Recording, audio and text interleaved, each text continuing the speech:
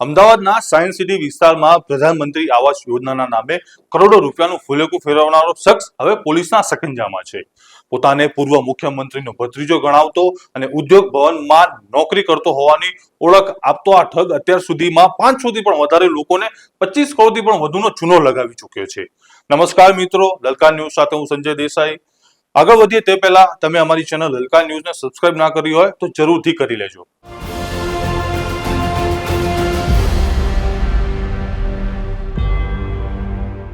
અમદાવાદનું બોળકદેવ police station જ્યાં ગઈકાલ રાતે પીડિતોના કિડિયારું ઉભરાયું હતું. આ એ લોકો છે જેમના સપનાના ઘરના નામે અંકિત પટેલ અને રાગણી પટેલ નામના ઠગોએ લૂંટ ચલાવી છે. સાયન્સ સિટીમાં આવેલા શિવાલય એપાર્ટમેન્ટમાં સરકારી આવાસમાં મકાન આપવાના બહાને એક વ્યક્તિ પાસેથી 50,000 થી પણ વધુની રકમ પડાવી લેવામાં આવી. આ આંકડો નાનો નથી. 500 થી પણ વધુ લોકો આ ઠગાઈનો ભોગ બન્યા હોવાનું સામે આવી રહ્યું છે. તપાસમાં સામે એ પણ આવ્યું છે કે આ મહાઠગે ભૂતકાળમાં વિજાપુરમાં પણ અનેક લોકોને નિશાન બનાવ્યા હતા. ત્યાં પણ સરકારી નોકરી આપવાના બહાને લાખો રૂપિયા ખંખેરી લીધા હતા અને લોકોને વિશ્વાસ જીતવા માટે આ ઠગ પોતે આનંદીબેન પટેલનો ભત્રીજો હોવાનું જૂઠાણું ચલાવતો હતો, જેથી કોઈ તેના પર શંકા ના કરે. આવો પહેલા સાંભળીએ શું કહી રહ્યા છે પીડિત. વિજયકુમાર ડાયાબે વાળા. કોના દ્વારા તમારી જોડે ચીટિંગ કરવામાં આવ્યું અને કેવી રીતે ચીટિંગ કરી? અંકિતભાઈ પટેલ દ્વારા. હવે એ ભાઈ એવું દર્શાવતા હતા કે હું મ્યુનિસિપલ કોર્પોરેશનનો અધિકારી છું અને મારી ઉપર સુધીની લિંક છે અને હું આવી રીતે મુખ્યમંત્રી આવાસ યોજનાનું સેટિંગ કરી અને લોકોને આવાસ અપાવડાવું છું. એની અંદર 10 થી 12 લાખનું મકાન હોય, તમારે 50,000 રૂપિયા ડીપી તરીકે પહેલાં ભરવાના અને એ પછી હું તમને પોઝેશન અપાવડાવીશ, બરાબર. એ પછી અમે લોકોએ આવી રીતે 50,000 રૂપિયા ભરેલા, ઘણા બધા લોકોએ ભર્યા, ઓછામાં ઓછા 200 થી 250 માણસો આની અંદર સામેલ છે. અને આવી રીતે ગરીબ માણસો જે અસંગઠિત સફાઈ કામદારો છે એ લોકોએ પૈસા ભર્યા છે, જેને થોડા ઘણા આડાવડા કરીને કે વ્યાજવા લઈને પણ પૈસા આ ભાઈને આવી રીતે રોકડા કેશથી, ઓનલાઈનથી પૈસા, ચેકથી પણ આપેલા છે. કેટલા પૈસા તમે આપ્યા? 50,000 રૂપિયા. અચ્છા, કઈ જગ્યાએ મકાન આપવાની વાત કરતો હતો? સાયન્સ સિટીની અંદર જે સ્કીમ બનાવી છે મુખ્યમંત્રી આવાસ યોજનાની, એની અંદર. અને એ સ્કીમ જોવા પણ બધાને ત્યાં એ ભાઈ લઈ જતો હતો. શું કહીને શું એવું તો શું કહેતો હતો કે અહીંયા મકાન અપાવીશ, કઈ રીતે અપાવીશ, કઈ રીતે સેટિંગ કરીશ, શું વાત કરતો હતો? એ ભાઈ એ જ કહેતા હતા કે હું મ્યુનિસિપલ કોર્પોરેશનનો અધિકારી છું અને મારી ઉપર સરકારમાં ઉપર સુધીની લિંક છે અને હું આવી રીતે સેટિંગ કરીને તમને મકાન અપાવડે, સરકાર જોડે સેટિંગ કરી. શું નામ તમારું? રાજેશભાઈ માધાભાઈ વાળોદરા. કોના દ્વારા ચીટિંગ કરવામાં આવતી અને કેટલા પૈસા લેવામાં આવે છે તમારી? હા, અંકિતભાઈ પટેલ કરીને નામના સભ્ય છે અને એ ભાઈ અમારી પાસે 50,000 રૂપિયા લઈ અને કે અમને મકાન અપાવશું. કેવું મકાન અપાવવાના હતા તમને? અહીંયા સોલા ગામની પાછળ છે, નવા બન્યા છે. એ અમને વિડીયો બી આપતા હતા કે જો આ જગ્યાએ જવાનું, આ જગ્યાએ તમારા મકાન મળશે અને અઠવાડિયામાં 15 દાડામાં તમને નામાવલીમાં નામ આવી જશે અને તમારું નામાવલીમાં નામ આવી જાય એટલે તમને 50,000 તમારે મને દેવા પડશે. કોઈ પુરાવા આપતો હતો ભાઈ? ના, કોઈ પુરાવો અમને હાલતો નતો. હવે વિડીયો ઉતારતા તો બી અમને વિડીયો નતો ઉતારવા દેતો અને એના ઘરમાં જે પૈસા લેતો હતો ચેક દ્વારા અને ઓનલાઈન દ્વારા. તમે ઓનલાઈન આપેલા છે? મેં ઓનલાઈન આપેલા સાહેબ. શું નામ તમારું બેન? વનુકુંવર રાઠોડ. કેટલા પૈસા તમે આપ્યા હતા? 50,000 રૂપિયા આપ્યા હતા. કઈ રીતે લીધા હતા અને શું વાયદો કર્યો હતો ભાઈ? એમને મકાન દાખલે કીધું કે 50,000 રૂપિયા તમારે ભરવામાં આવશે અને ફોર્મ ભરો તો તમારે મકાન મળશે. 50,000 રૂપિયા તમે પહેલા ભરી દો, તમને આથી એ મહિના પછી તમને મકાન મળશે. એવી રીતે કઈ આમાં જોડે પૈસા લીધા. કઈ જગ્યાએ મકાન આપવાની વાત કરતો હતો? Science city. અચ્છા, કોઈ ડોક્યુમેન્ટ, કોઈ આધાર પુરાવા એને આપ્યા છે તમને? ના, એવું કશું આપ્યું નતું. અમે કીધું હતું પણ એમને ના પાડી કે આવું બધું કોઈ પ્રૂફ તમને મળે નહીં.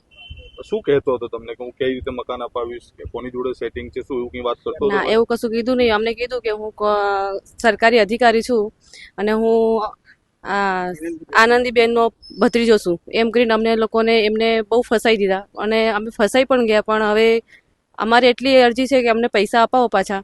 તમારા કેટલા પૈસા હતા? અમારા 2 લાખ રૂપિયા છે. તમે કેશ આપ્યા હતા કે ઓનલાઈન? ઓનલાઈન કરેલા છે અને 50,000 કેશ આપ્યા. અમે 1.5 લાખ રૂપિયા ઓનલાઈન કરેલા છે. શું નામ તમારું? મારું ગુડ્ડીબેન. કેટલા પૈસા આપ્યા હતા તમે? મારે 1 લાખ રૂપિયા છે. શું કહીને લઈ આપ્યા છે? કે તમને સાયન્સ સિટી ઘર અપાડી દઉં ને મારા બાવડા ઓફિસ છે, ખમાસા ઓફિસ છે, તમે ત્યાં પહોંચી જાજો. 13 તારીખને રોજ વાયદા કરતા હતા સાહેબ. તો અમે કીધું બા પૈસા આપી દેતા ઠીક હે ને. તો 13 તારીખને તો સૌથી ખમાસા ઓફિસથી ફોન કર્યા હતા એમ કે અહીંયા ત્યાં બહુ પબ્લિક છે, અત્યારે આવતા નહીં તમે, કે ના પાડી પછી. તમારું નામ બેન? ગીતાબેન. તમારા કેટલા પૈસા છે? મારે 1 લાખ રૂપિયા છે, 2 નામ છે. શું કહેતો હતો તમે? શું એ વાયદા અમને એ જ વાયદા આપતો હતો, તારીખમાં તો તારીખ આપતો હતો, એ 12 તારીખ આવશે, 20 તારીખ આવશે, એવી રીતના તારીખો બધી આપતો હતો. એ તારીખે તમારે દસ્તાવેજ થશે, એ તારીખે દસ્તાવેજ થશે. છેલ્લી તારીખ 13 તારીખ આપી હતી, તો 13 તારીખે અમે બધા ત્યાં ગયા હતા, પણ ત્યાં કોઈ મળ્યું નહીં. અમે ફોન કર્યો કે ત્યાં બંધ થઈ ગયું છે. તો પછી અમે બધા ઘરે આવ્યા તો ઘરે બધું એ કર્યું તો બબાલ થઈ ગઈ. તો પછી અમે બધા ઘરે ગયા ને એ જ ભાગી ગયો. આની કોઈ ઓફિસ હતી, ક્યાં મળવા બોલાવતો? એ ખમાસા બોલાવતો હતો. મારું નામ જયરાજ વાઘેલા છે. હવે જે અંકિત પટેલ અને રાગિની પટેલ એ બંને જોડે અમારી જોડે ફ્રોડ કર્યો છે પ્રધાનમંત્રી આવાસ યોજનાના મકાન આપવાના બહાને. બરાબર છે. અમે લગભગ 700 થી 800 માણસના 50,000 રૂપિયા લેખે આપેલા છે. લગભગ 800 માણસથી વધારે હોઈ શકે છે. બરાબર છે. હવે કોકે ચેક આપે છે, કોકે ઓનલાઈન આપે છે, ને કોકે આપણે કેશ આપેલા છે. બરાબર છે. અને એણે અમને પ્રધાનમંત્રી આવાસ યોજનાના મકાન ફાળવણી આપવા બાબતથી 50,000 રૂપિયા એણે અમારી જોડે લીધા છે. અને ભાઈ પોતે અમને એવું કહેતો હતો કે હું ગાંધીનગર સચિવાલયમાં સાહેબ છું અને ત્યાંના સાહેબો બધા મારી જોડે જ છે, એટલે બધું સેટિંગથી બધું થઈ જશે. તમારી લોન જે 6.5-7 લાખની પડશે, એ જે લોન વાળા જે છે ને એ SBI વાળા છે. એ SBI બેંક વાળા સાહેબને હું આપણા ઘરે બોલાવીને તમારી લોન પડાવી દઈશું. લગભગ અમારી જોડે 1 વર્ષથી આ પૈસા લીધેલા છે. લગભગ અમે 10% વ્યાજેથી લાયેલા છે, કોઈ વસ્તુઓ મૂકીને લાયેલા છે, ગમે તરીકે કોઈકને ઓછી પાછીના કરીને લાયેલા છે. એટલે 1 વર્ષથી તો અમે લગભગ વ્યાજ જ ભરીએ છીએ. બરાબર. મેં લગભગ 2 લાખ રૂપિયા આપેલા છે. 2 લાખ રૂપિયા હું 10% લેખે 20,000 રૂપિયા વ્યાજ ભરું છું અત્યારે હાલમાં.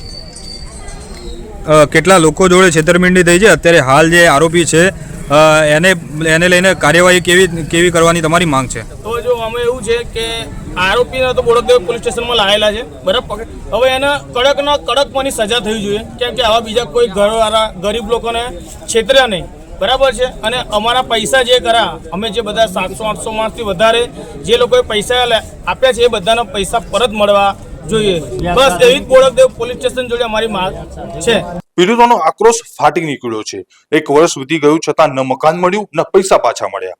આજે જ્યારે પાણી માથા ઉપરથી ગયું ત્યારે લોકોએ બોડકદેવ પોલીસ સ્ટેશનમાં હુરિયો બોલાવ્યો અને આરોપી વિરુદ્ધ કડક કાર્યવાહીની માંગ કરી છે. હાલમાં બોડકદેવ પોલીસે અંકિત પટેલની ધરપકડ કરી પૂછપરછ શરૂ કરી છે. પરંતુ સવાલ એ છે કે આવા ઠગો ક્યાં સુધી સામાન્ય જનતાની પરસેવાની કમાણી લૂંટતા રહેશે? સરકારી આવાસ કે નોકરીના બહાને કોઈ પણ લાલચમાં આવતા પહેલા 100 વાર વિચાર કરો.